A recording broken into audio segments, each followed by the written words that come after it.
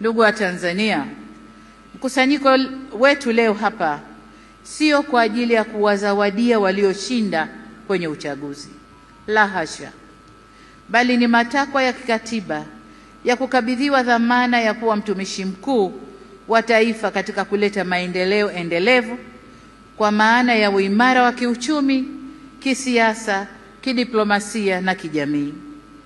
Ili tuweze kuyatimiza hayo, hatuna budi kuhakikisha tunahimizana umoja na upendo kwa nchi yetu.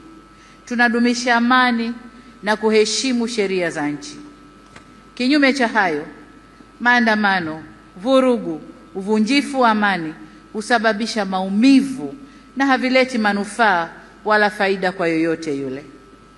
Ni wasihi wa Tanzania tuchague hekima badala ya ghadhabu, busara badala ya mihemuko, upendo badala ya chuki, uvumilivu badala ya vinyongo, umoja badala ya mgawanyiko, na amani badala ya vurugu.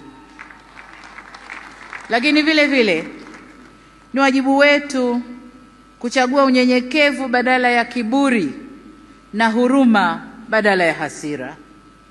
Taifa letu ni moja na lina nguvu zaidi kuliko mtu yoyote yule. Demokrasia haipimwi kwa nani kashinda uchaguzi, bali kwa jinsi tunavyoendesha mambo yetu baada ya uchaguzi.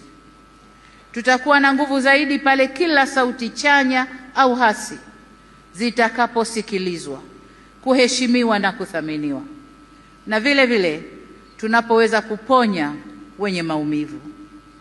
Hii si kazi ya upande mmoja wa serikali peke yake, bali ni kwa kila jumuiya za wananchi, vyama vya siasa, dini zetu na kila mwananchi.